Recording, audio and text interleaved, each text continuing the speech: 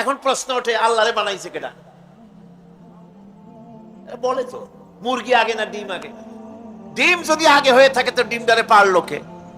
আর মুরগি যদি আগে হয়ে থাকে কোথার থেকে মুরগি এসে উড়িয়ে এসে জুড়ে বসলো? আইলো কই থেকে? আল্লাহ যদি একজন থেকেই থাকেন তাহলে তার স্রষ্টা কে? এই প্রশ্ন তুলেছেন বার্টন রাসেল। প্রশ্ন তুলেছে স্রষ্টার স্রষ্টা কে? আমি দেখলাম এক আর্মি অফিসার একটা বই লিখেছেন, আমার এত ভালো লাগলো। বইটার নাম হচ্ছে আল কোরআন দা চ্যালেঞ্জ, মহাকাশ পর্ব। দারুণ লিখেছেন তিনি, আপনারা যদি পান খুঁজে নিয়ে পড়বেন। সে বইয়ের শেষ ভাগে গিয়ে তিনি এটার জবাব দিয়েছেন, স্রষ্টার স্রষ্টাকে তাই তুমি তালাশ করো। কানা চায় মানে কুজো চায় শীতই শুইতে। একটা লবণ কণার দৃষ্টান্ত তিনি দিয়েছেন। একটা লবণ কণা, একটি লবণ কণার ভিতরে যতগুলি মলিকুল থাকে, একটা লবণ কণার ভিতরে যতগুলি ক্যালাস থাকে, একটা লবণ কণার ভিতরে যতগুলি উপকরণ আর উপাদান থাকে, অর্থাৎ একটা লবণ কণা যত উপকরণ যত উপাদান ধারণ করে, তার ধারণ ক্ষমতা যতখানি, এতখানি জিনিস ধারণ করতে 1000 বার্টন রাসেলের মগজের দরকার। লবণ কণা সেইটা চিন্তা করাই কঠিন। আর এত বড় মহাবিশ্ব যিনি সৃষ্টি করেছেন তার স্রষ্টাকে তালাশ করতে চাও, এটা কি স্বাভাবিক কথা? এটা পাগলের প্রশ্ন হতে পারে, এটা পাগলের প্রশ্ন হতে পারে। গ্যাগারিন টিটপ আর প্রথম মহাশূন্যচারী ছিল। গ্যাগারিন বেটা মহাশূন্য ঘুরে টুরি আসে কয় কি? কয় যে মুসলমানেরা যারে কয় আল্লাহ, হিন্দুরা যারে কয় ভগবান, খ্রিস্টানরা যারে কয় গড, মহাশূন্য এত ঘুরলাম, আল্লাহরেও দেখলাম না, ভগবানও দেখলাম। আজীব তামাশা। তুমি তো তোমার শরীরটাই দেখো না, তোমার শরীরটাই তো তুমি দেখতে পাও না। তোমার মাথার তালুটা কেমন তা কি দেখছো কখনো? আয়না নিচের দিকে দিয়ে ঠ্যাং উপরের দিকে দিয়ে তাকাইলে যদি দেখো মাথার তালু কেমন। নিজের খাট দেখো না, পিঠ দেখো না, নিজের হিট দেখতে পারো না। আয়না টায়না সাইড পাশখান না নিয়ে দেখার উপায় নাই কোন জায়গায় কি আছে শরীরে। নিজের শরীরটাই দেখো না। কত বড় সাহস! এই শরীরের স্রষ্টাকে দেখতে চাও? লা তুদরিকুহুল আবসার। কোন দৃষ্টি শক্তি তাকে মুহাইয়া করতে পারবে না। তার দৃষ্টি সকলকে আয়ত্ত করবে, কিন্তু পৃথিবীর কোন দৃষ্টি শক্তি তাকে আয়ত্তের ভিতরে নিতে পারবে না। মুসা আলাইহিস সালামের মতো পয়গম্বর তিনি বলেছিলেন, রব্বি আরিনি, রব্বি আরিনি, আল্লাহ আমি তোমারে দেখতে চাই। আল্লাহ পাক বলেছেন লান তারানি, কখনোই দেখতে পারবে না। সুবহানাল্লাহ ওয়া বিহামদিহি। সুতরাং এই পৃথিবীর সবকিছু ইঙ্গিত করে যে একজন আছেন।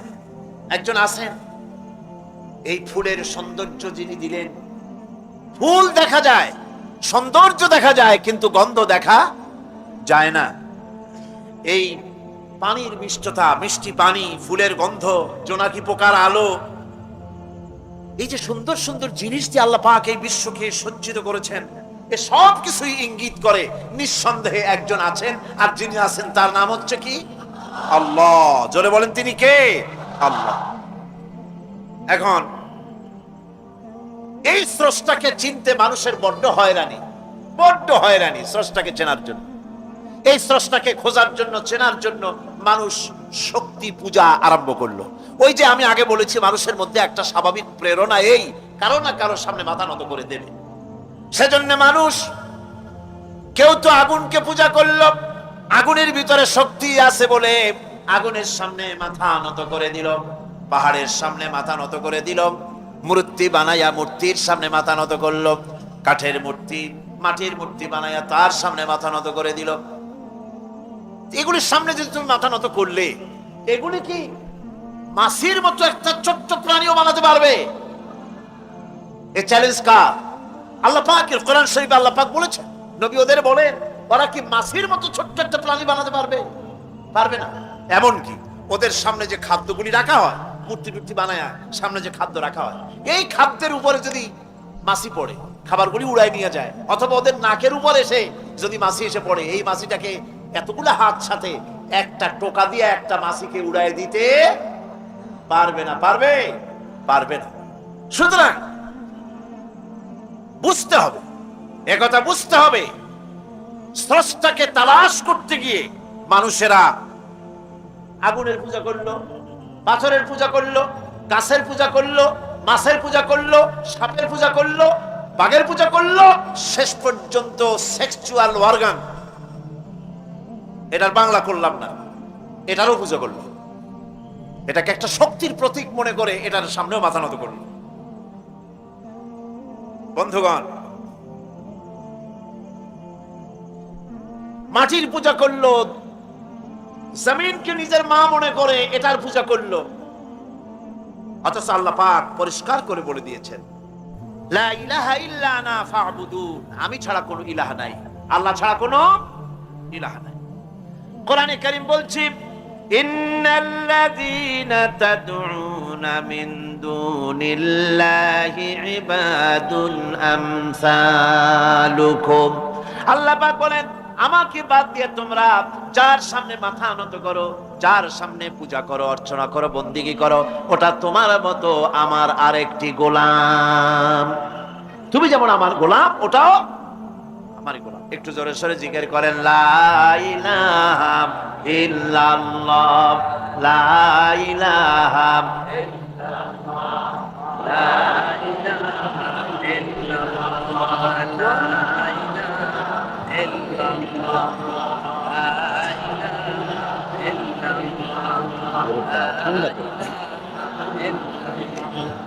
লা ইলাহা ইল্লাল্লাহু মুহাম্মাদুর রাসূলুল্লাহ। সুতরাং বোঝা যাচ্ছে আল্লাহ হচ্ছেন এক এবং একক। এই আল্লাহ সুবহানাহু ওয়া তাআলা তিনি বলছেন, আমাকে বাদ দিয়ে যার সামনে মাথা নত করো, ওরা আমার গোলাম। সূর্য কার গোলাম? চন্দ্র কার গোলাম? সাপ বলেন, বাঘ বলেন, আগুন বলেন, সব কার গোলাম? এগুলি সব কার কথা শোনে? আগুন যতই বলতে পারে পানির তলা দিয়া, সব কিছুই করলো, কিন্তু তার মনুষ্যত্বকে বাড়াইতে পারলো না, মনুষ্যত্বকে বাড়াতে পারলো না। এই মনুষ্যত্বই ছিল সবচেয়ে বড় জিনিস। কবি বলছেন, মুঝে ये डर है कि दिले जिंदा तू ना मर जाए, मुझे ये डर है कि दिले जिंदा तू ना मर जाए, कि जिंदगानी इबारत है तेरे जीने से, मुझे ये डर है कि दिले जिंदा तू ना मर जाए। আমার এই ভয় হয়, হে আমার জীবন্ত আত্মা, তোর না অপমৃত্যু হয়ে যায়, কারণ তোর যদি অপমৃত্যু হয় তাহলে আমার তো বেঁচে থাকার কোনো লাভ নাই। আমরা তো আমাদের আত্মা, জীবিত আত্মাকে মেরে ফেলছি, জীবিত আত্মাকে মেরে ফেলছি, আত্মাকে বিকশিত করছি না।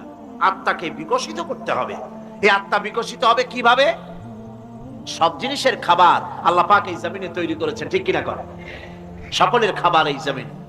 মানুষ যেহেতু তৈরি হয়েছে এই মাটি দিয়ে, সেই জন্য আল্লাহ রাব্বুল আলামিন মানুষের খাবার মাটি দিয়ে তৈরি করে দিয়েছেন। কলা দিয়েছেন, কচু দিয়েছেন, আলু দিয়েছেন, মূলা দিয়েছেন, তাল দিয়েছেন, বেল দিয়েছেন, মাছ দিয়েছেন, তরকারি দিয়েছেন, পনির দিয়েছেন, দুধ দিয়েছেন, গোশত দিয়েছেন। খাবারের কোনো অভাব রাখেন নাই, সব মাটি দিয়েছে। কিন্তু যেই রুহটা আমাদের ভিতরে, যে আত্মাটা আমাদের মধ্যে, যে আত্মা থাকলে পরে বাঁচি, আত্মা না থাকলে পরে মরে যাই, সেই রুহের খাবার আমরা কেউ দিতেছি না। রুহটা কি? আল্লাহ পাক বলছেন, নবী আপনাকে প্রশ্ন করা হয়, ওয়ায়াসআলুনাকা আনির রূহ কুলির রূহু মিন আমরি রাব্বি। নবী হে, প্রশ্ন করা হয় রূহ কি জিনিস? এর জবাব হচ্ছে, এই বলে দিন, রূহ হচ্ছে আল্লাহর একটু অর্ডার, একটু হুকুম তোমার ভিতরে কাজ করছে। ওই রূহেরও কিছু খাবার আছে, ওই রূহেরও কিছু খাবার আছে। সেই রূহকে খাবার জমিনে তৈরি হবে না। রূহ গোশত খাবে না, পনির খাবে না, দুধ খাবে না, সর খাবে না, ফল খাবে না, কি খাবে? রূহের খাবার। যেহেতু রূহ এই পৃথিবীতে তৈরি হয় নাই, রূহ এসেছে আলমে আরওয়াহ থেকে, সেজন্য রব্বুল আলামিন রূহের খাবার পাঠিয়েছেন লৌহ মাহফুজ থেকে। আল্লাহ পাক কোরআনে কারীমকে রূহের খোরাক করে পাঠিয়েছেন। রূহকে যদি বাঁচাতে চান তাহলে তার একমাত্র খাদ্য হতেছে তেলাওয়াতে কোরআন। তেলাওয়াতে কোরআন যত তেলাওয়াত করবেন ততই মজা লাগবে। সুবহানাল্লাহ, কোন সুবহানাল্লাহ। একটু হারাম শরীফ থেকে বেড়ায় আসেন। টাকা পয়সা যাদের আছে তাদের বলছি, পয়সা কড়ি যাদের আছে, সিঙ্গাপুর বেড়ায়। আরে সিঙ্গাপুর বেড়ায় করবা কি? মার্কেটিং ছাড়া আর কিছুই নেই। সিঙ্গাপুর, ব্যাংকক, হংকং এই সমস্ত জায়গায় ঘুরে টুরে আসে, খুব দেখে আসছে। টাকা নষ্ট করে লাভ নাই। বরং পয়সা করি যদি আল্লাহ দিয়ে থাকেন হজ তো করবেনই, পয়সা করি বেশি থাকলে রমজান মুবারকে উমরা করে এসেন। রাসূল করিম সাল্লাল্লাহু আলাইহি ওয়াসাল্লাম বলেছেন, যে ব্যক্তি রমজান মুবারকে উমরা করলো সেজন্য আমার সাথে হজ আদায় করলো। কেন বলছি? এই জন্য বললাম, আল্লাহ পাক আমাকে কয়েকবার নসিব করেছেন। সেখানে যখন রমজান মুবারকে যখন তেলাওয়াত হতে থাকে তারাবিহের ভেতরে, মনে হচ্ছে যেন আকাশ থেকে ওহী নাজিল হতেছে। মানুষের চোখের পানি, নাকের পানি একাকার হারাম শরীফের ভিতরে। সেখানে তো মুনাজাত সারা বছর মুনাজাত হয় না, মুনাজাত হয় রমজান মুবারকে বেতেরের নামাজের ভিতরে। বেতেরের নামাজের ভিতরে ইমাম সাহেব হাত তুলে মুনাজাত করেন। অন্তত 8 থেকে 10 লক্ষ মানুষ হজের মৌসুমের মতো কাঁদতে কাঁদতে পাগল হয়ে। কোরআন কি মজা! কোরআন হচ্ছে রুহের খাবার। আমরা তো রুহের খাওয়াই না, ঘোড়ার উপরে চড়ি, গাধার উপরে চড়ি, ঘোড়ারে গাধারে জন্মের মতো মোটেই খাইতে দেই না, নিজে খাই জন্মের মতো। খাইয়া ঘোড়ারে খাইতে দেওয়া হয় না, গাধারে খাইতে দেওয়া হয় না। ফলে ওর উপরে যখন সওয়ার হয় তখন ঘোড়া গাধা না খাইতে খাইতে একদিন 4 ঠ্যাং 4 দিকে দিয়া জায়গায় সিটে মরা ছাড়ার কোনো পথ থাকে না। আমাদের মানুষেরা খায় কি? সুবহানাল্লাহ। এই যে শবে বরাত আসতেছে, কি যে খাবে দিশা আগের থেকে লিস্ট তৈরি হয়ে যায় কতটা আইটেম তৈরি করা হবে। রমজান মাসে আল্লাহ একটু কম টম মান্দায় খাবে, একটা রমজান মাস আল্লাহ দিলেন। সেই রোজার মাসে যে সারাদিন খায় না, এটাকে উসুল করে ইফতারের সময় সে যে কত খাবার, চোখ ছানা বড় হয়ে যাবে। দেখুন, পেঁয়াজি, বেগুনি, হালিম, শরবত, তরমুজ, বেল, কলা, কচু, না খাইতে খাইতে মাগরিবের রক্ত শেষ। কয় ভাই নামাজটা কোন রকম পড়ে আসি, তারপরে খাবো না। আবার গেল নামাজ পড়তে, আবার এসে খাইলো, খাইয়া তারপরে আবার ভাত খাইলো। কেমনে যে খায় আল্লাহই জানে, গলায় আঙ্গুল দিলে পাওয়া যায়। এরকম খাইয়া তারপরে তারাবি পড়তে দাঁড়ায় না। জনমের মতো খাইলে পরে তো অলস হবে শরীর। তারাবি পড়তে দাঁড়াইছে, লম্বা কেরাত হচ্ছে, উনি রুকুতে আছে, ইমাম সেজদায় চলে গেছে, ওনার খবর নাই। অথবা উনি সেজদায় পড়ে আছেন, ইমাম কোথায় উঠে গেছে তার খবর নাই। সুবহানাল্লাহ। সুতরাং নিজে খাইয়া পেটটারে দুম্বার মতো সাইজ বানাইয়া কোনো লাভ নাই। পেট বড় বানাবার না, সিনা বড় বানা, সিনা বড় বানা। সিনার ভিতরে কোরআন ধারণ করেন, মজা পাবেন। এই আল্লাহ রাব্বুল আলামিন এত বড় নিয়ামত, এই কোরআন, এর থেকে বড় নিয়ামত পৃথিবীতে আর নাই। শ্রেষ্ঠ নিয়ামত, এর থেকে বড় নিয়ামত আছে ভাই? এই শ্রেষ্ঠ নিয়ামতকে পড়তে শিখুন, বুঝতে শিখুন। হেদায়েতের সবের মধ্যে দিন চলতেছে, রাত 12টার সময় সূর্য এসে বলে না রাত সর, আমি এখন দিন বানায় ভালাবো। বেলা 12টার সময় রাতের আগমন ঘটতে পারে না। লাশ-শামসু ইয়ামবাগি লাহা আন তুদরিকাল কমারা ওয়ালাল লাইলু সাবিকুন নাহার ওয়া কুল্লুন ফি ফালাকি ইয়াসবাহুন। সূর্য চাঁদকে অতিক্রম করতে পারে না, চাঁদ সূর্যকে অতিক্রম করতে পারে না। কারো সঙ্গে কারো বাধা হয় না, টক্কর লাগে না। সব আল্লাহ পাকের হুকুম মেনে ইলা আজালিন মুসাম্মা, নির্ধারিত সময় পর্যন্ত সবাই যাতায়াত করবে। শুধু তাই নয়, আল্লাহ পাকের এক বিরাট সিস্টেম, এক বিরাট কুদরতের মাধ্যমে গোটা পৃথিবী চলছে। এর কোনো পরিবর্তন হবে না। নারকেল গাছে কোনোদিন বেল হবে না, বেল গাছে কোনোদিন তাল হবে না, কাঁঠাল গাছে কোনোদিন খেজুর হবে না, আবার খেজুর গাছে কোনোদিন লিচু হবে না। হবে নাকি? ওয়ালান তাজিদা লিসুন্নাতিল্লাহি তাবদীলা। আমার প্রকৃতির আইনের মধ্যে, আমার ল অফ নেচারের ভেতরে কোনো পরিবর্তন হবে না। সবগুলি আমার আইন মানতে হবে। এখন হতে পারে এমন যে ব্যক্তি আল্লাহরে মানে না, ব্যক্তি বোঝেন না, নাকি বোঝেন না? একটা মানুষ আল্লাহরে মানে না, ও না মানতে পারে যে জিহ্বাটে দিয়া বলে দেয়ার ইজ নো গড, স্রষ্টা বলতে কেউ নাই, যে জিহ্বাটে দিয়া বলে সে জিহ্বা হুকুম মানে কার? আল্লাহ পাকের হুকুম। কি রকম? জিহ্বার উপরে যদি তিতা রাখা আপনি বলেন তিতা থুইছি, তাতে কি হয়েছে? খবরদার তিতার টেস্ট নিবি না, তিতা টক এই টেস্ট নিতে পারবি না। আপনার কথা জিহ্বা শুনবে? শুনবে না। ওর উপরে যে নির্দেশটা আছে সেই নির্দেশ অনুযায়ী সে কাজ করবে। টয়লেটে গিয়ে আপনি নাকেরে কবেন যে খবরদার আমি একটা বিরাট অফিসার, অনেক টাকা পয়সার মালিক, অথবা বিরাট একটা মন্ত্রী টন্ত্রী কিছু একটা, সবাই আমার হুকুম মানে, তোকেও মানতে হবে। খবরদার দুর্গন্ধ যেন নাকের মধ্যে না ঢোকে। নাক আমি চাবি ধরতে পারবো না। শুনবে না কে? শুনবে।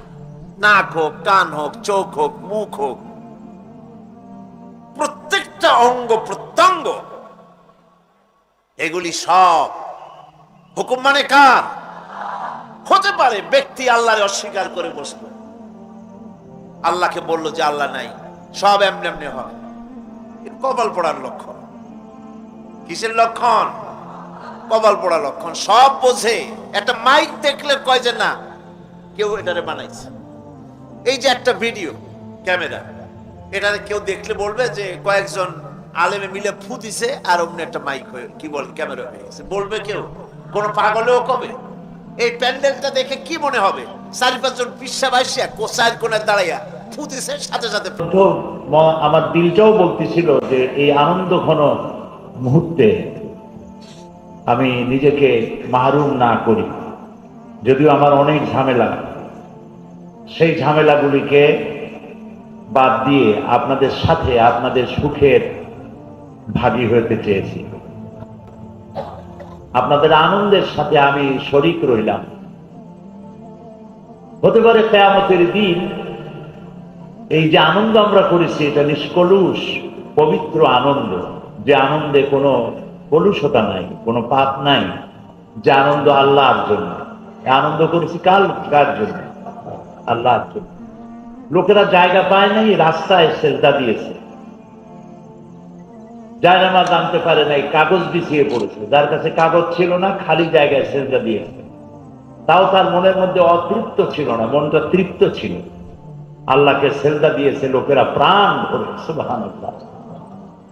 মেয়ে লোকেরা, পুরুষেরা, কেউ তো আনন্দে কেঁদে ফেলেছে যে মুসলমানদের, সারা বিশ্বব্যাপী মুসলমানদের এই দুর্দিনে আল্লাহ তাআলা তুমি কি নিয়ামত দেখাচ্ছ। তো আল্লাহ তাআলা আমাদেরকে একটি সুযোগ দিয়েছেন। আমি আপনাদের সেই সুযোগের সাথে আমি উপলব্ধি করেছি, আমি সমস্ত হৃদয় দিয়ে আপনাদের আনন্দকে উপভোগ করেছি। আমি বুঝতে পেরেছি যে আল্লাহ তাআলা এই জিনিসটাকে একটি নিয়ামত হিসেবে আপনাদেরকে দিয়েছেন। এটা শুধু ইসলামের মুসলমানদের জন্য নয়, এটা গোটা ইউরোপের মুসলমানদের জন্য, আমি আরো বাড়িয়ে বলবো গোটা দুনিয়ার মুসলমানদের জন্য নিয়ামত। ইংল্যান্ড যারা গণতন্ত্রের লালনকারী বলে দাবি করে, ওয়েস্টার্ন সিভিলাইজেশনের ধারক বাহক বলে যারা নিজেদেরকে দাবি করে, সভ্যতার লালন কেন্দ্র বলে দাবি করে, সেখানে মুসলমানদেরকে আল্লাহ তাআলা এইভাবে একটি সুন্দর প্রতিষ্ঠানের মধ্য দিয়ে নতুন ভাবে আরেকবার তাদেরকে বিকশিত হওয়ার সুযোগ আল্লাহ তাআলা করে দিলেন। আমরা বলি সুবহানাল্লাহ, আলহামদুলিল্লাহ। আর মুসলমানদের জন্য তো আনন্দ হতেই পারে, মুসলমানরা তো আনন্দ করবে। সেই আনন্দ বছরে 2 বার আল্লাহ তাআলা ব্যবস্থা করেছেন। সেটি হলো ঈদ উল ফিতর এবং ঈদ উল আযহা। আর আরেকটি আনন্দ যা বছরে 2 বার নয়, 365 দিন, এবং এই 365 দিনের প্রতিটি ঘন্টা, প্রতিটি মিনিট, প্রতিটি সেকেন্ড আনন্দে। সেটা কি?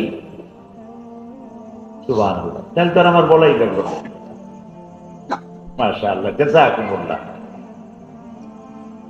আল্লাহ তাআলা কোরআনে কারীমের মধ্যে বলেছেন, قل بفضل الله وبرحمته فبذلك فليفرحوا هو خير مما يجمعون।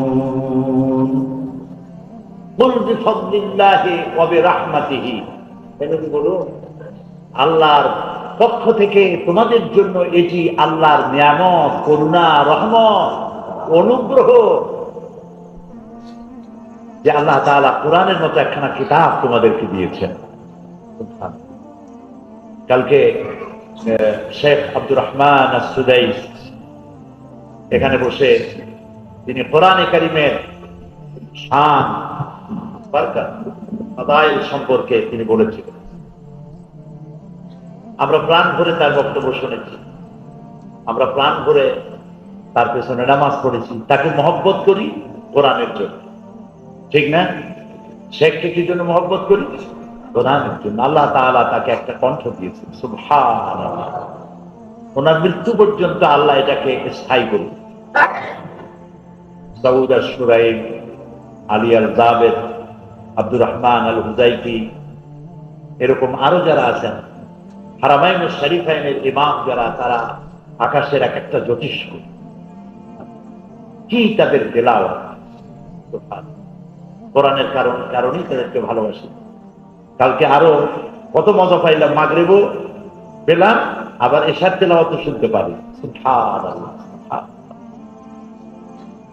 তো আল্লাহ রাব্বুল আলামিন